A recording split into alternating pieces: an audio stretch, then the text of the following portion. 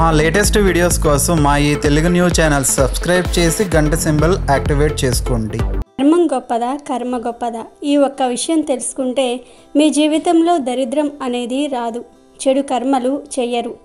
ధర్మం, కర్మ ఈ రెండిటిల్లో ఏది గొప్పదో తెలుసుకుంటే జన్మ జన్మల పాపాలు పోతాయి, కోటి జన్మల పుణ్యం వస్తుంది, కష్టాలు సమస్యలు పోతాయి, సకల ఐశ్వర్యాలు సిద్ధిస్తాయి, జీవితంలో దరిద్రం అనేది దరిచేరదు. మరి కర్మ, ధర్మం ఈ రెండిటిల్లో ఏది గొప్పది అనే విషయాన్ని ఇప్పుడు మనం ఈ వీడియోలో వివరంగా తెలుసుకుందాం. ఫ్రెండ్స్, ఫస్ట్ అయితే ఈ వీడియోకి ఒక లైక్ కొట్టండి, అలాగే మా ఛానల్ని కూడా సబ్స్క్రైబ్ చేసుకొని మాకు సపోర్ట్ చేయండి. మొదటిగా కర్మ, ధర్మం అంటే ఏమిటో తెలుసుకుందాం. కర్మ అంటే ప్రతిరోజు ఏదో ఒక పనిని మనం చేస్తూ ఉంటాం. అలా చేసే ప్రతి పని కూడా మనం చేస్తున్న కర్మ. ఆ కర్మలను మనం ఎలా చేస్తూ ఉన్నాం? మనం చేస్తున్న కర్మల వలన ఎదుటివానికి హాని కలిగిస్తున్నామా? ఎవరినైనా మన కర్మలచే బాధ పెడుతూ ఉన్నామా అనేది మనం చూసుకోవాలి. ఎదుటివారికి హాని చేయకుండా మనం చేయవలసిన కర్మను సక్రమంగా చేస్తూ నలుగురికి ఉపయోగపడేలాగా జీవిస్తూ చివరికి ఆ భగవంతుణ్ణి చేరుకోవటమే మానవ ధర్మం. అయితే ధర్మము, కర్మము ఈ రెండిటిల్లో ఏది ఉత్తమమైనదో అర్థం చేసుకోవడానికి ఇప్పుడు మనం చెప్పుకోబోయే ఈ కథలోని ముఖ్య ఉద్దేశాన్ని మాత్రమే గమనించగలరు. దయచేసి వీడియోని పూర్తిగా చివరి వరకు చూడండి, అప్పుడే మేము చెప్పేది మీకు అర్థమవుతుంది. ఒకసారి ధర్మము, కర్మ ఇద్దరి మధ్యలో గొడవ జరిగింది. నేను గొప్ప అంటే నేను గొప్ప అంటూ ఇద్దరు వాదులాడుకుంటూ ఉన్నారు. ఇక ఇలా విషయం తేలదు అని మనం దేవేంద్రుని వద్దకు నేరుగా వెళ్దాం, ఆయనే మనలో ఎవరు గొప్పవారో చెప్తారు అని అనుకుని నేరుగా ఇద్దరూ కలిసి ఇంద్రుని వద్దకు చేరుకున్నారు. వారిని చూసిన ఇంద్రుడు ఏం జరిగింది, ఎందుకు ఇలా వచ్చారు అని అడుగుతారు. అప్పుడు ఆ ఇద్దరు జరిగిందంతా కూడా చెప్పి మా ఇద్దరిలో ఎవరు గొప్పవారో మీరే నిర్ణయించండి అని అడుగుతారు.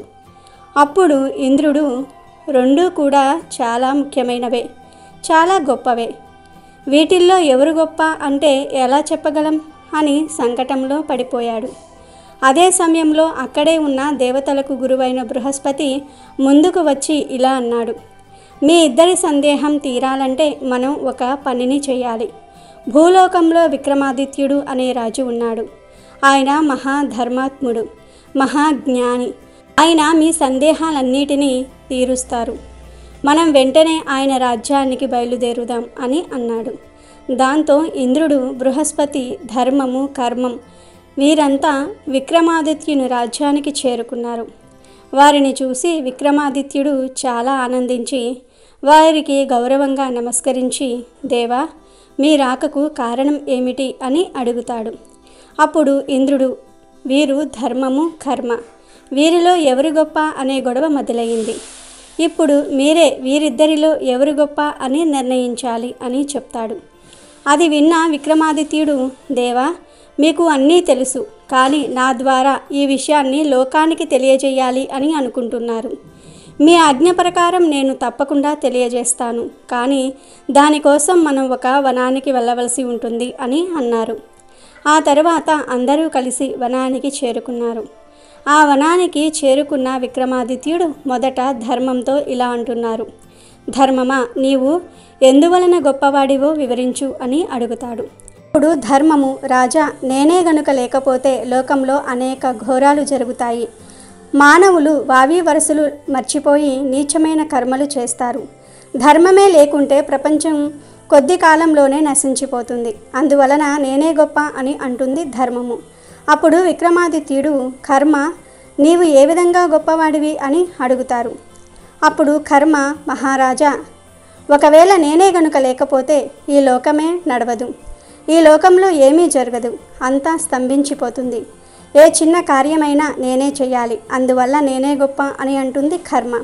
అప్పుడు విక్రమాదిత్యుడు బాగా ఆలోచించి అటుగా వెళ్తున్న ఒక వ్యక్తిని చూసి కర్మతో ఇలా అంటున్నారు, హే కర్మ, నువ్వు అటుగా వెళ్తున్న ఆ వ్యక్తి దగ్గరకు వెళ్ళి నీ గురించి చెప్పి ఆయనలో కలిసి ఆయనను మంచి మార్గంలో వెళ్ళేటట్టు చేసి నీ గొప్పతనాన్ని నిరూపించుకో అని అన్నారు.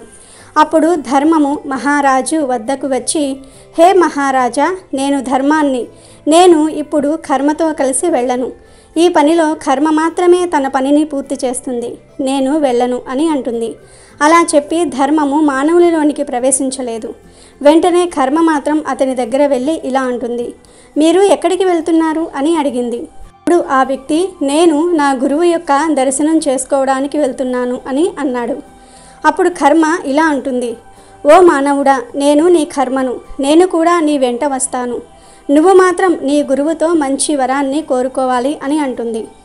ఇలా ఇద్దరూ కలిసి మెల్లగా గురువు ఉన్న ఆశ్రమానికి చేరుకున్నారు.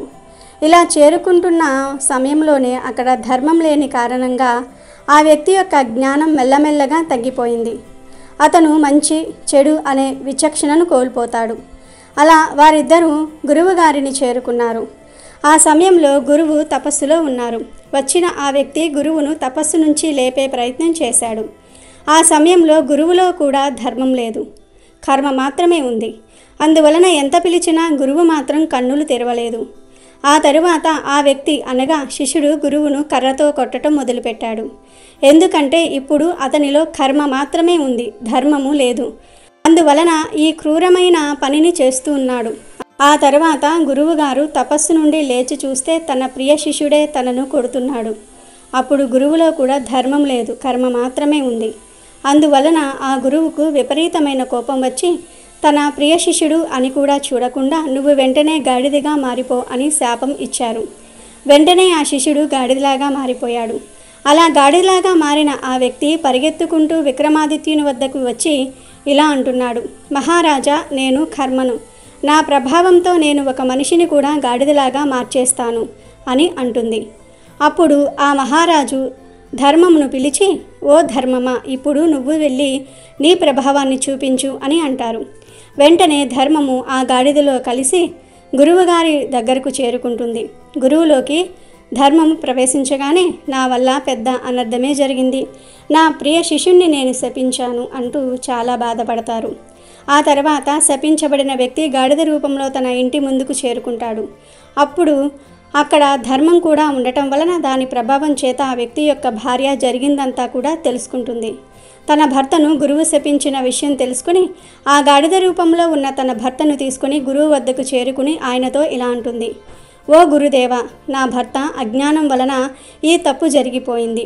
మమ్మల్ని క్షమించి మీ శాపాన్ని ఉపసంహరించి నా భర్తకు పూర్వరూపాన్ని ప్రసాదించండి అని వేడుకుంటుంది. అప్పుడు ఆ గురువు, అమ్మా, నేను ఇచ్చిన శాపాన్ని ఉపసంహరించుకునే శక్తి నాకు లేదు, కానీ శాప విమోచనానికి మాత్రం ఒక ఉపాయం ఉంది. ఇతనికి ఎప్పుడైతే దేవేంద్రుడైన ఇంద్రుడు అలాగే బృహస్పతి ఇద్దరినీ ఒకేసారి ఇతను దర్శిస్తారో ఇతనికి శాప విమోచనం జరిగి ఇతనికి పూర్వరూపం లభిస్తుంది అని చెప్పారు.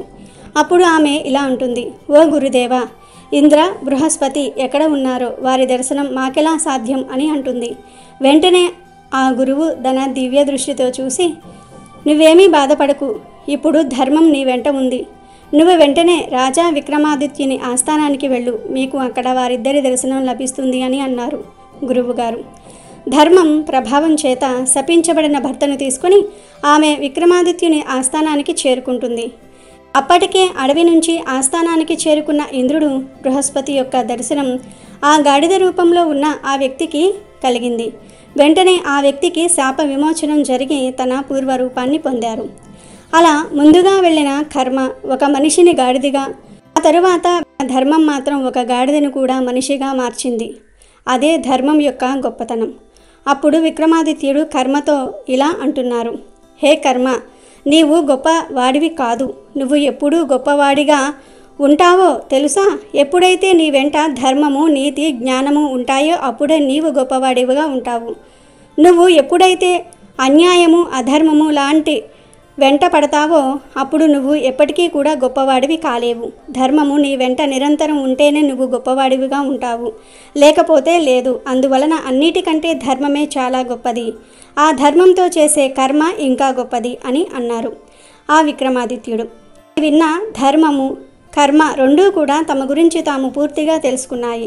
ఎప్పుడైతే ధర్మానికి హాని జరుగుతుందో అప్పుడు ఆ ధర్మాన్ని కాపాడడానికి స్వయంగా ఆ శ్రీ మహావిష్ణువే ఈ భూమిపై అవతరించి అధర్మాన్ని అంతం చేసి ధర్మ స్థాపన చేస్తారు. అందుకే అంటారు ధర్మో రక్షితి రక్షితః అని.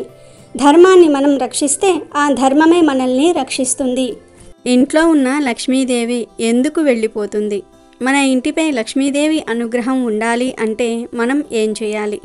అసలు లక్ష్మీదేవి మన ఇంటి నుండి ఎందుకు వెళ్ళాలి అని అనుకుంటుంది అనే విషయాలను ఈ వీడియోలో ఒక కథ ద్వారా తెలుసుకుందాము. ఎక్కడా స్కిప్ చేయకుండా చూడండి, అప్పుడే మీకు ఈ వీడియోలోని అంతరార్థం మీకు అర్థమవుతుంది. లక్ష్మి లేదా మహాలక్ష్మి లేదా శ్రీ హిందూ సాంప్రదాయంలో సిరి సంపదలకు, సౌభాగ్యానికి, సుఖ సంతోషాలకు, ధనానికి, ధైర్య సాహసాలకు, విజయానికి ఆదిదేవత. త్రిమూర్తులలో ఒకరైన విష్ణువునకు ఇల్లాలు. భృగుపుత్రిక అయిన లక్ష్మి దుర్వాసుని శాపవశమున క్షీరసాగర మదన సమయంలో ఉద్భవించింది. జైన మతంలో కూడా మహాలక్ష్మి తన భక్తులను కష్ట నష్టాల నుండి కాపాడి వారికి సిరి సంపదలను కలగజేస్తుంది. మరి అలాంటి లక్ష్మీదేవి మన ఇంట్లో నుండి వెళ్ళిపోతే మన పరిస్థితి ఎలా ఉంటుంది, ఏమవుతుంది? మనమందరం లక్ష్మీదేవి మన ఇంట్లోనే నిత్యం ఉండాలని కోరుకుంటూ ఉంటాము. మనలాగే పూర్వం ఒక వ్యాపారి కూడా లక్ష్మీదేవి తన ఇంట్లోనే ఉండాలి అని కోరుకుంటున్నాడు. ఆ వ్యాపారి కథను శ్రద్ధగా వింటే మీకు లక్ష్మీ అనుగ్రహం ఖచ్చితంగా కలుగుతుంది. పూర్వం ఒక ఊరిలో ఒక వ్యాపారి ఉండేవాడు. అతను చాలా ధనవంతుడు, గుణవంతుడు, 10 మందికి సాయం చేయాలనే మంచి బుద్ధి కలిగి ఉన్నవాడు. అతనికి 4 కొడుకులు ఉన్నారు. కొడుకులకు పెళ్లి చేస్తాడు. ఆ వ్యాపారి తన భార్యతో, తన కొడుకు కోడళ్లతో కలిసి ఒకే ఇంటిలో నివసిస్తూ ఉన్నారు. ఆ వ్యాపారి తన జీవితాన్ని సుఖంగా గడుపుతూ ఉన్నాడు. అంతేకాదు ఆ వ్యాపారి లక్ష్మీదేవి పరమభక్తుడు. ప్రతి స్త్రీని లక్ష్మీదేవిగా భావించి గౌరవించేవాడు. ఆ వ్యాపారికి ఊరిలో మంచి పేరు కూడా ఉంది. ప్రతిరోజు లక్ష్మీదేవిని చక్కగా పూజించి తర్వాత వ్యాపార పనుల కోసం ఇంటి నుండి బయలుదేరేవాడు. మళ్ళీ సాయంత్రం ఇంటికి వచ్చి లక్ష్మీదేవిని పూజించి కుటుంబ సభ్యులతో కొంచెం సమయం గడిపేవాడు. అయితే కొన్ని రోజుల తర్వాత ఇంటి వాతావరణం మారింది. అందరూ ఒకే ఇంటిలో ఉండటం వల్ల ఇంట్లో చిన్న చిన్న గొడవలు మొదలయ్యాయి. ప్రతిరోజు ఏదో ఒక గొడవ అవ్వటము, వ్యాపారి భార్య తనకు ఆ గొడవ గురించి చెప్పి బాధపడటం జరిగింది. ఇలా కొన్ని రోజులు గడిచాయి. ఇంటిలో మనశ్శాంతి కరువవుతూ వచ్చింది. ఇది వరకు ఇంట్లో మగవారు లేనప్పుడు గొడవలు జరిగితే ఇప్పుడు మగవాళ్ళు ఉన్న గొడవలు జరగటం ప్రారంభమయ్యాయి. వ్యాపారి ఇది వరకులాగా ఆనందంగా ప్రశాంతంగా లక్ష్మీదేవికి పూజ చేయలేకపోయాడు. అయితే ఒకరోజు వ్యాపారి నిద్రిస్తున్న సమయంలో లక్ష్మీదేవి ఆయనకు కలలో కనిపించింది. కలలో లక్ష్మీదేవి కనబడగానే ఆ వ్యాపారి లక్ష్మీదేవిని అనేక శ్లోకాలతో స్తుతించాడు. లక్ష్మీదేవి వ్యాపారితో ఇలా అంటుంది: నాయన, నేను నీ భక్తికి ఎంతో ప్రసన్నం చెందాను.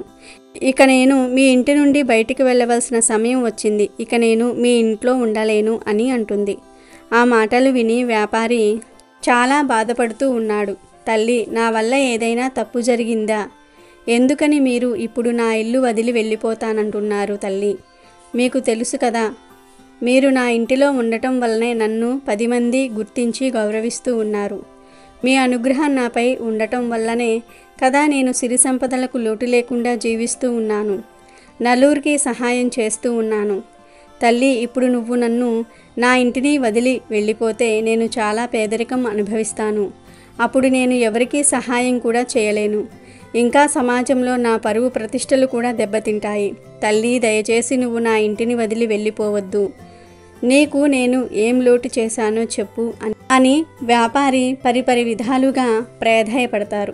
లక్ష్మీదేవి వ్యాపారి వైపు చిరునవ్వు నవ్వుతూ చూసింది. చూడు నాయనా, నేను గత 25 సంవత్సరాల నుండి నీ ఇంట్లోనే ఉంటున్నాను. నేను చంచలమైన దానిని.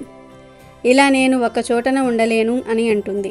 దానికి వ్యాపారి, తల్లి, నువ్వు నా ఇంటిలో ఉంటే నేను గుడికి వెళ్ళి అక్కడ పేదవారికి సహాయం చేస్తాను కదా, కాబట్టి నువ్వు నా దగ్గరే ఉండు అని అంటాడు. అప్పుడు లక్ష్మీదేవి, నేను నీ దగ్గర ఉంటేనే నువ్వు దాన ధర్మాలు చేస్తావు. నేను నీ వద్ద లేకపోతే దాన ధర్మాలు ఎందుకు చేయలేవు? చూడు నాయన, నువ్వు నన్ను ఎంత బతిమిలాడినా నేను ఈ ఇల్లు వదిలి వెళ్ళటం ఖాయం. కాకపోతే నువ్వు నా పరమ భక్తుడివి కాబట్టి నేను నీకు ఒక వరం ఇస్తున్నాను. నీకు ఏం కావాలో చెప్పు నాయన అని అంటుంది లక్ష్మీదేవి. అందుకు వ్యాపారి, నాకు ఏం వరం వద్దు, నువ్వు మా ఇంటిలో ఉంటే చాలు అంటాడు. దానికి లక్ష్మీదేవి, అలా కాదు, నేను నీ ఇంట్లో ఉంటే ఎలా ధనవంతుడివి అయ్యావో అలాగే నేను ఇతరుల ఇంటికి వెళ్తే వారు కూడా ధనవంతులు అవుతారు. ఈ ప్రపంచంలో నీలాగా చాలామంది నన్ను పూజిస్తూ ఉన్నారు నాయన. మరి నేను నీ దగ్గరే ఉంటే వారి అందరి దృష్టిలో నా విలువ తగ్గుతుంది కదా. కాబట్టి నేను ఇక మీ ఇంటి నుండి వెళ్తాను. ఇక ఆలస్యం చేయకుండా నీకు ఏం వరం కావాలో చెప్పు అంటుంది. వ్యాపారి చాలా బాధపడతాడు. తల్లి, నా మనసు ఇప్పుడు ఏం బాగోలేదు. తల్లి, నువ్వు ఏమీ అనుకోకుండా రేపు మళ్ళీ రా. ఈలోపు నేను మా ఇంటిలో వారికి ఏం కావాలో కనుక్కొని చెప్తాను అంటాడు. దానికి లక్ష్మీదేవి, చూడు నాయనా, నేను కేవలం నీకు ఒక్కటంటే ఒక్కటే వరం ఇస్తున్నాను. జాగ్రత్తగా ఆలోచించి చెప్పు. నేను రేపు వస్తాను అని చెప్పి లక్ష్మీదేవి మాయమవుతుంది. వ్యాపారి గట్టిగా, తల్లి, నన్ను వదిలి వెళ్ళకు అని అరుస్తూ నిద్రలేస్తాడు. వ్యాపారి కంటి నిండా నీరు ఉన్నాయి. తన పక్కన తన భార్య కంగారు పడుతూ, ఏమయ్యింది, ఎందుకని మీరు ఇంతగా కంగారు పడుతూ ఉన్నారు అని అడిగింది. వ్యాపారి భార్య వ్యాపారికి కొన్ని నీళ్లు ఇచ్చింది. వ్యాపారి మళ్ళీ నిద్రలోనికి వెళ్తాడు. ఇక మరుసటి రోజు ఉదయం వ్యాపారి తన భార్యతో రాత్రి కలలో జరిగిందంతా కూడా చెప్తాడు. వ్యాపారి భార్యకు లక్ష్మీదేవి కలలో కనిపించినందుకు ఆనందపడాలో, త్వరలో లక్ష్మీదేవి ఇల్లు వదిలి వెళ్ళిపోతుందని బాధపడాలో అర్థం కాలేదు. వ్యాపారి భార్యతో, ఇప్పుడు నేను ఆ తల్లిని ఏం వరం కోరుకోను అని అడిగాడు. అందుకు వ్యాపారి భార్య, మీరు ఎక్కడ ఉంటే నేను అక్కడ ఉంటాను. నాకంటూ ఎలాంటి కోరికలు లేవు. మీరు ఒక పని చేయండి. మీరు మన నలుగురు కోడళ్ళ దగ్గరకు వెళ్ళి మీకు లక్ష్మీదేవి కనిపిస్తే ఏం వరం కావాలని కోరుకుంటారు అని అడగండి. అందులో ఎవరి సమాధానం మీకు మంచిగా అనిపిస్తే అదే సమాధానాన్నే లక్ష్మీదేవికి చెప్పండి అని సలహా ఇస్తుంది. వ్యాపారి ముందుగా మొదటి కోడలి దగ్గరికి వెళ్ళి, లక్ష్మీదేవి నీకు కళ్ళలో కనిపిస్తే ఏం వరం కోరుకుంటావు అని అడుగుతాడు. దానికి ఆమె, మామయ్య గారు, ఒకవేళ లక్ష్మీదేవి నాకు కనిపిస్తే నేను ఆమెను చాలా వరాలు అడుగుతాను అంటుంది. అలా కాదు, ఏదైనా ఒక్కటే వరం కోరుకోవాలి అని అంటాడు. దానికి పెద్ద కోడలు కొంచెం సేపు ఆలోచించి, మామయ్య గారు, నాకు బంగారం వజ్రాలు కావాలని కోరుకుంటాను. తరతరాలకు సరిపడా బంగారము వజ్రాలు ప్రసాదించమని కోరుకుంటాను అని చెప్తుంది. తర్వాత వ్యాపారి రెండవ కోడలి దగ్గరకు వెళ్ళి పెద్ద కోడలిని అడిగిన విధంగా అడిగితే ఆమె నాకు పెద్ద పెద్ద భవనాలు, వ్యాపారం చేసుకోవడానికి పెద్ద పెద్ద భవనాలు కావాలని అడుగుతాను అంటుంది. వ్యాపారాలు మంచి లాభబాటలో నడుస్తాయి కాబట్టి ఇక మనకు ఎలాంటి లోటు ఉండదు అని అంటుంది. తర్వాత మూడవ కోడలిని అదే ప్రశ్న అడిగితే ఆమె, మామయ్య గారు, నేనైతే మన ఊరిలో ఉన్న పంట పొలాలు అన్నీ కూడా నా సొంతం అవ్వాలని కోరుకుంటారు. మన ఊరిలోని పంట చాలా లాభాలను తెచ్చిపెడుతుంది. దాంతో మనకు తరతరాలకు తిన్న తరగని సంపదలు వస్తాయి అంటుంది. ఇక చివరిగా నాలుగవ కోడలి దగ్గరకు వెళ్ళి అడిగితే ఆమె, మామయ్య గారు, నేను లక్ష్మీదేవి నాకు కనిపిస్తే ఒకే ఒక్క కోరికను కోరతాను. మన కుటుంబంలో ఎటువంటి గొడవలు జరగకుండా పిల్లా పాపలతో ఆనందంగా ఉండాలని. మనం ఒకవేళ పేదరికం అనుభవించాల్సి వచ్చినా మన మధ్య ఉన్న ప్రేమ ఆప్యాయతలు తగ్గకూడదు అని లక్ష్మీదేవిని కోరుకుంటాను అని చెప్పింది. వ్యాపారి తన భార్య దగ్గరకు వెళ్ళి నలుగురు కోడళ్ళు చెప్పినవి చెప్తాడు. వ్యాపారి భార్య మొదటి కోడలు అడిగినట్లు బంగారము వజ్రాలు అడిగితే ఎవరైనా సరే గజదొంగ వచ్చి ఆ సంపదను కాజేస్తాడు. రెండవ కోడలు చెప్పినట్లుగా వ్యాపార భవనాలు అడిగితే వ్యాపారాలు కొన్నిసార్లు నష్టాలు వస్తాయి, కొన్నిసార్లు లాభాలు కలుగుతాయి. దీంతో గొడవలు జరిగే అవకాశం కూడా ఉంది. మూడవ కోడలు చెప్పినట్లుగా పంటలు అడిగితే అకాల వర్షం వల్ల పంట నష్టం కలగవచ్చు. దీంతో మనం చాలా పేదరికం అనుభవిస్తాము. ఈ ముగ్గురు కోడళ్ళు చెప్పిన మాటలు ప్రకారం చూస్తే ఎప్పటికైనా ప్రమాదమే. ఏదో ఒక రోజు పేదరికం అనుభవిస్తాం. వాటితో పాటు ఆస్తి గొడవలు పెరిగి ఒకరిపై ఒకరికి ప్రేమలు తగ్గుతాయి. అందుకే నాలుగవ కోడలు ఆస్తులు ఏమీ కాకుండా మన మధ్య ప్రేమ ఆప్యాయతలు ఉండాలని కోరుకుంటుంది. మీరు నాలుగవ కోడలు చెప్పిన మాటను లక్ష్మీదేవికి వరంగా కోరుకోండి, అంతా మంచే జరుగుతుంది అని అంటుంది. ఇక అదే రోజు రాత్రి వ్యాపారి నిద్రిస్తున్నప్పుడు లక్ష్మీదేవి మళ్ళీ కలలో కనిపిస్తుంది. వ్యాపారి తల్లికి నమస్కరించి, తల్లి, నాకు ఎలాంటి ఆస్తిపాస్తులు వద్దు.